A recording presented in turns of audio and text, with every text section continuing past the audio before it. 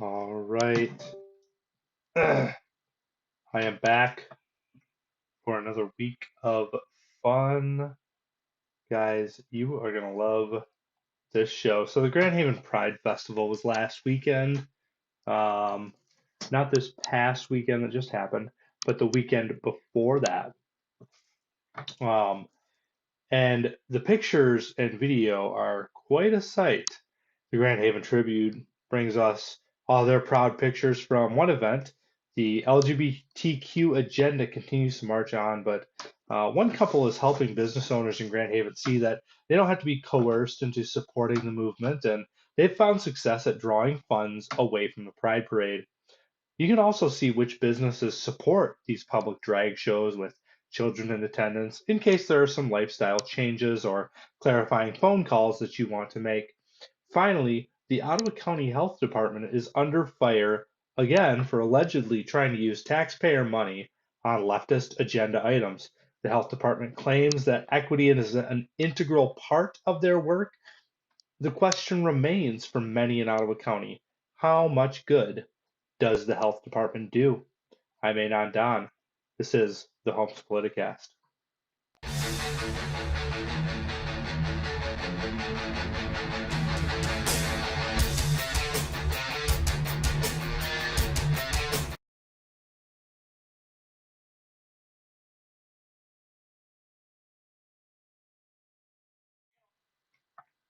All right.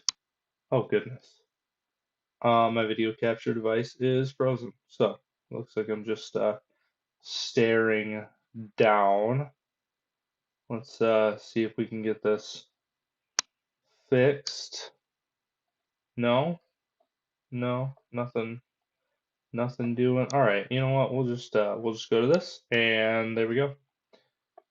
All right.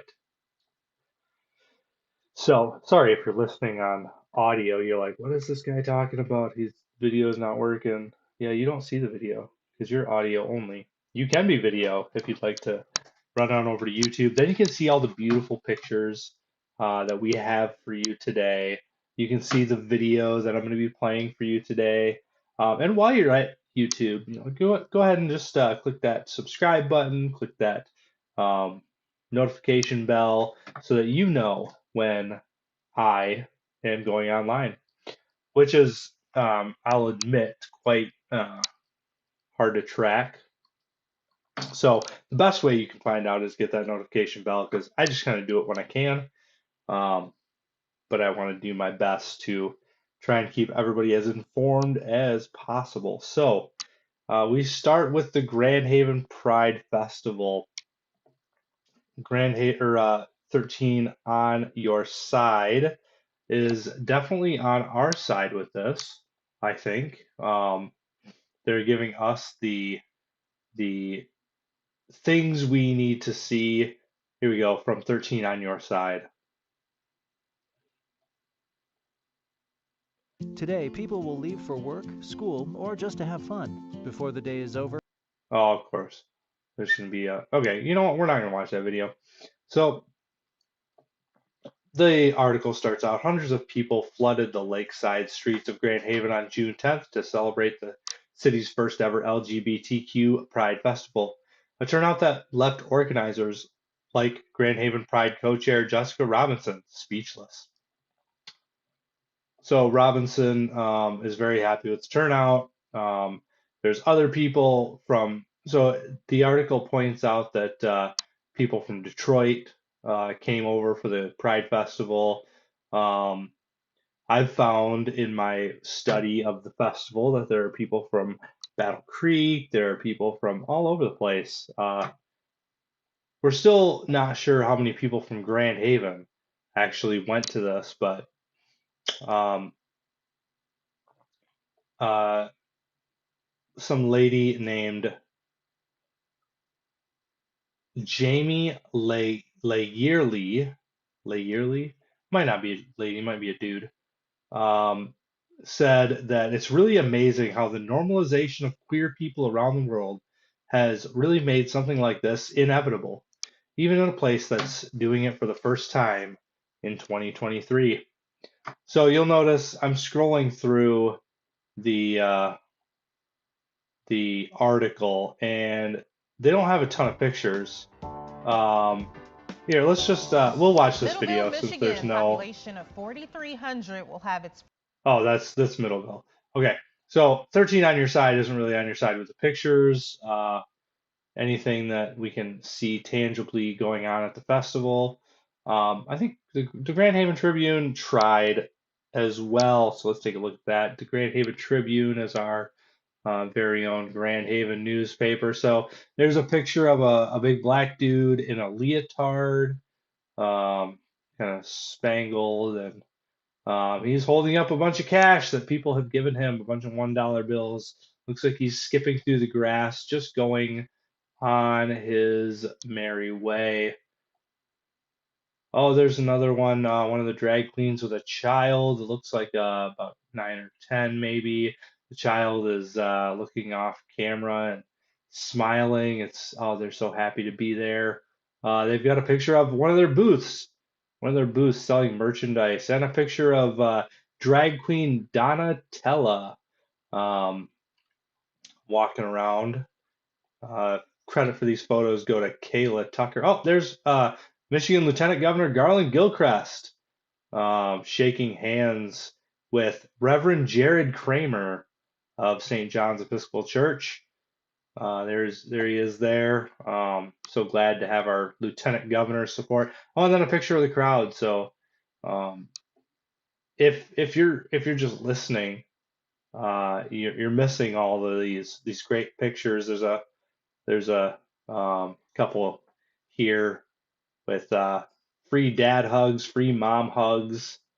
Um, yeah, so not much from the drag show that was going on, unfortunately. I'm meaning to ask Kayla Tucker at the Grand Haven Tribune why she missed a couple of these gems that I'm about to show you, but there's the Grand Haven Tribune's reporting, the 13 on your side reporting. Now we're going to see some real reporting here. There's a lady in Grand Haven that does very well at, um, you know what, I'm just going to make that smaller so that she's not just under fire. So here is a picture of one of the drag queens collecting money. Well, she's got I mean, he has he has somebody's face in his breasts. Super child friendly there. Child, it looks like 3 or 4 years old, coming up to give the guy that just had a face in his breast $1. So that's great. You can see these people in the back. Their mouths are just agape in wonder and awe and love at this little child coming up to give this creepy drag queen money. Another one, another guy with his face in the breasts of another dude. This is just and credit for these photographs go to Jeanne Sherman, who also sponsored this Pride event. Oh, there's leotard guy with his breasts in another face. So as you can see, very child friendly. So I'm not exactly sure where the reporting from the Grand Haven Tribune was what they were trying to. Well, I know what they were trying to convey. I'm not really sure. If did they think that just nobody else was there? Did they think that we weren't going to see the other things? Did they not want to show those? Like, I really do wonder from Miss Tucker why she didn't snap a picture of the drag queen with people's breasts in their or people's face in their breasts. This was purported to be a an all ages event, and I don't know if that's something that should be at an all ages event. So, as I mentioned, Jeanne Sherman was the photographer there. She was actually one of the supporters right there on 15502 Mercury Drive in Grand Haven, Michigan. She's got a 5-star rating. She does a lot of weddings and stuff, but obviously she also does the gay pride stuff. And while I don't, here's what I don't want from people that listen is for them to call up these businesses and just ream them out and say, oh, how dare you, you're going to hell, all that stuff. What I would like to see is people calling these businesses, asking questions like, why did you support this? Were you aware that there were children in attendance? Were you aware that there were children in attendance while a drag queen was putting people's face in his breasts? Um, are you aware that there was stripping going on while there were children in attendance? So maybe some of those questions could be asked, because I look at some of the supporters for the Pride event and I'm not sure that they really know what's going on. And actually, yeah, before I get to the Grand Haven Pride supporters, I do want to talk about this. So the pro reality guy is a guy on Twitter. I think it looks like he's from Grand Haven. I'm going to be talking with him in about an hour and 15 minutes. But the pro reality guy, so he says on Friday, my wife and I will be visiting all the businesses that support the Pride Festival in Grand Haven, Michigan, and asking them to revoke their support for the public drag show and the idea that men can become women. We've already convinced a few of them to drop their support at a 100% success rate. Um, so you can go on and you can look at this, what he's been doing. Um, so Oh, it looks like I'm not talking to him. Cool. So he has talked to some of the businesses and asked them, why are you doing this? And it's quite possible that they didn't know what they were supporting. So here is the list of sponsors for the Grand Haven Pride Festival. Shape Corporation is in there. The Fertility Center, Jeanne Sherman Photography is green sponsor. She gave $2,000. Grand Finale Desserts and Pastries. That's a donut shop. They're maybe not the best people to be supporting something so controversial, but they did. So maybe if you like Grand Finale Desserts and Pastries, if you use them often, call them up and ask them about their support for this uh, festival. Molina Healthcare, if you use them, you might want to ask them about their support. Beech Tree Family Dentistry, um, Comprehensive Ear and Hearing, The Surf Shop, Jacob Hill Interiors. Some of these are obvious. The Episcopal Diocese of Western Michigan, out on the Lake Shore, Children's Advocacy Center. I mean, a lot. Yeah, a lot of these, you wouldn't be surprised. Kirby House is another one. D. Baker and Son Lumber Co. Um, Skolton and Fant. So yeah, a lot of these. Peace Frogs, River City Psychological Services, City Auto Body. Um, let's see, there was another one. Berserk Brewing, Grand Armory Brewing, Portobello, where I had um, my wedding reception, and now I regret that. And seeing what they support, Long Road Distillers, Grand Haven Area Community Foundation, um, Michigan Rag. That's yeah, interesting place. So, uh, quite a few supporters of this festival. If you add it all up, it comes out to quite a few. Oh, and Shape Corp is right up there. They're the red sponsors. They're the highest level of sponsorship that you can get, $5,000 in sponsorship. So, and then of course St. John's Episcopal Church, or St. John's Episcopal Community Center. So that a lot of sponsors. I mean, if you want to go over the list and see if there's somebody there that maybe you want to reconsider supporting or reconsider using as a business, yeah, you vote with your dollar. You can change your community with your dollar. And I think that's really the only thing that we have here to work with. So the last thing that we're going to look at here is the health department going at it again. Taxpayer funded, baby. Let's go. Leftist stuff funded by our taxpayers. So not just individual businesses, but the people that we pay to run our community, to run our county, are also pushing leftist agenda items. So Sandra Lake is from the Ottawa County Health Department, and she has a program that she wants us and our Ottawa County commissioners to know about. Here we go.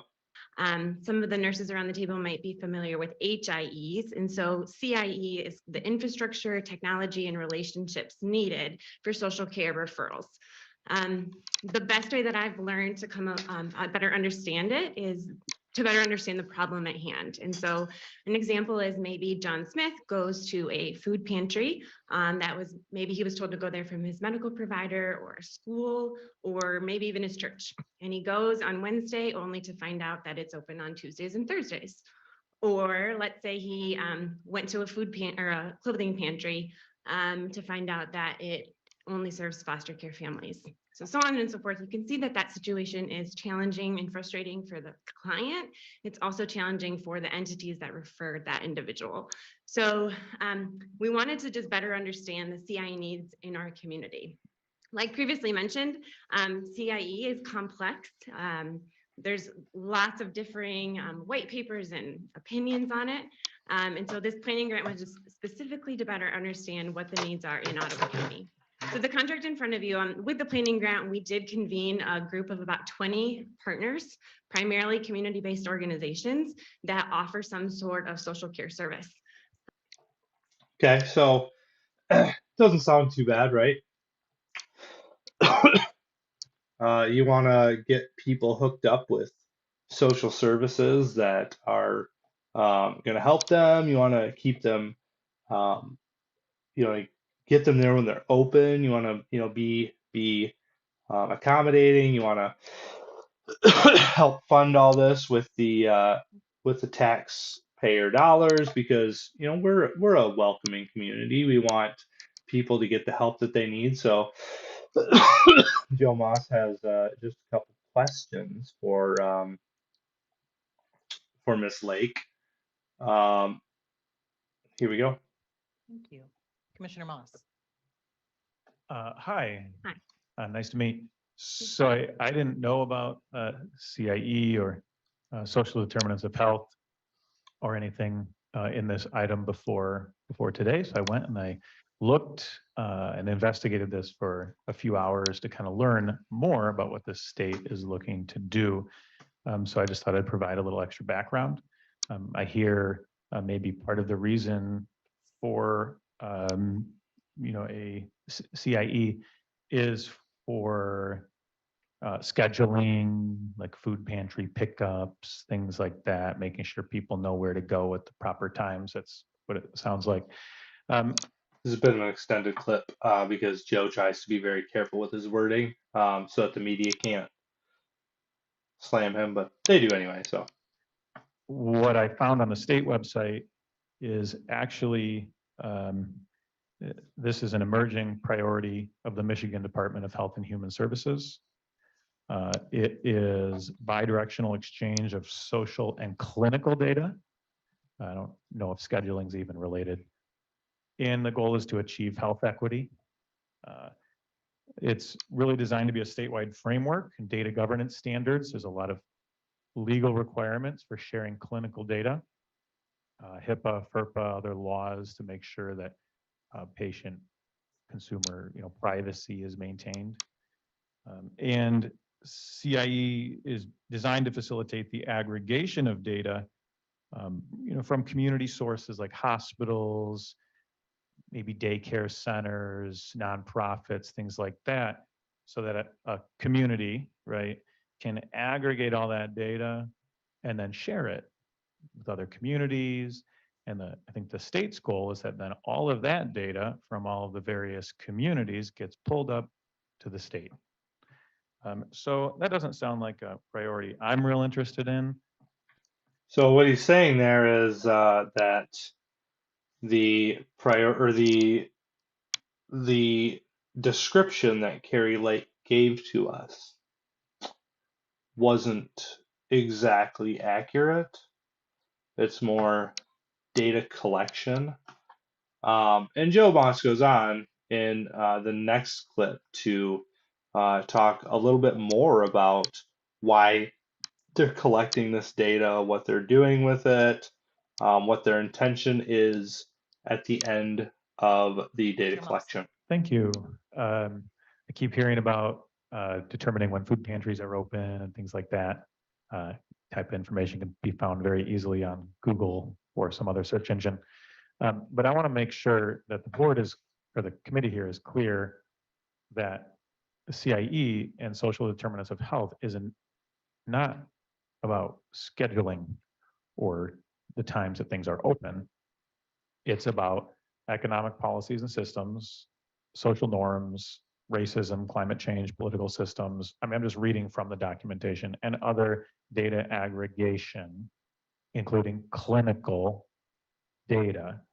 Part of the reason why CIE is such a big, why it's an emerging priority from the state health department, is because sharing this data is difficult, and a big part of what they're looking at and researching and building a statewide blueprint for are legal mechanisms to work, you could say, with or around HIPAA, FERPA, and other regulations.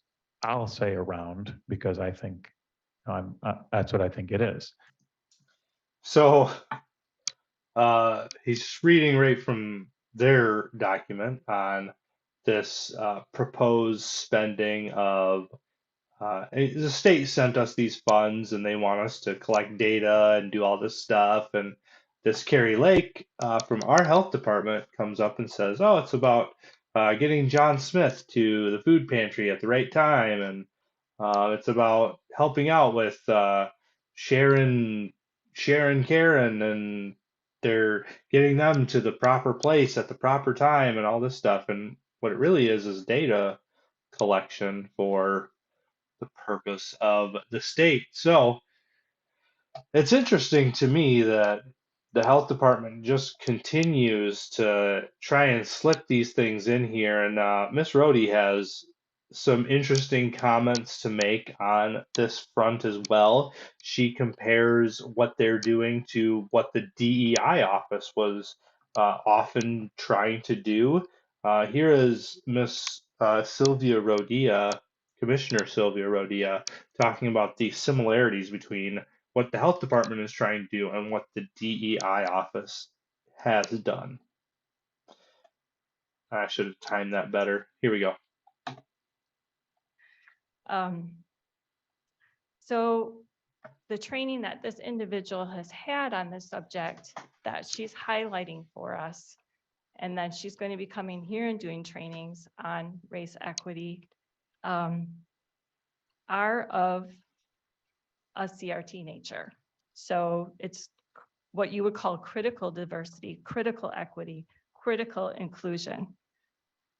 These are not theories. These are Marxist. These are not theories that that this board has agreed with in the past. These are the same ideology that was being promoted by our DEI department, which was why we closed the DEI department. And so for me, I just want to highlight these concerns. And for me, I would be voting no on this. Can you help me understand what you mean by? So the health department goes right into, or Miss Lake goes right into her claim that equity is an essential part of the health department. The health department can't operate without equity. They can't actually just go into a business like a restaurant and see that they're following all the food safety regulations. They can't just, um, provide health services for the people that come in need without this equity. So here goes Ms. Lake saying that to ask the health department to work without equity would be like asking a fireman to fight fires without water. Interesting comparison. By Marxist, because I don't think that the other solicitors or people who responded necessarily listed all of their trainings, and we selected them based on their proposal, their amount, not necessarily the training that they listed. That wasn't one of the things on our rubric for selecting them. Well, I just actually caught that just now listening to it for a fourth time. They didn't select trainings based on what the people were going to train on. Let me just rerun that one more time and see if we heard that correctly. Based on their proposal, their amount, not necessarily the training that they listed. Not necessarily the training that they listed. The health department didn't look at what the people they're hiring to do trainings are going to be training on. Interesting. That wasn't one of the things on our rubric for selecting them. And so, yeah, if you could maybe just share a little bit more so that I know and we know at the health department how we can better work together and partner in the future. Because as I mentioned, public health can't get away from health equity. It would be like telling a firefighter not to use water. It's integral to the work that we do. Huh. Wow. So I guess Ottawa County residents are left asking the question if diversity and equity and inclusion is integral to the work that the health department is doing. How necessary is the health department? Should it be downsized? Should it be done away with altogether? I don't have the answers to those questions. All I'm doing is presenting you with what they're doing and what they're saying to our elected representatives and allowing you to come up with your own decisions on that. So I thank you so much for joining me today. If you liked what I'm doing, what I'm sharing with you, share it with others. You can hit the share button. You can throw it on your Facebook, your Instagram, your Twitter, whatever. Put it wherever you want. But get the word out that there is a media company that does not hate our commissioners and is actually listening to what they're saying, that is actually going through what the health department is doing, and that actually wants to keep Ottawa County citizens informed rather than giving them just enough information to make them think they're being informed while actually directing them in a different direction like some other media companies do. So again, share this with others. Talk about it around the water cooler. Talk about where you heard it. And yeah, subscribe to the YouTube, subscribe to the podcast. Make sure you're getting the full information, not just what the Grand Haven Tribune gives you, not just what the Holland Sentinel gives you. Make sure you're getting the whole story, all of the facts, all of the beautiful pictures from the Pride Festival. And that's all that I have for you this week. I'll see you again next week. My name is Anon Don, and this is the Holmes Politicast.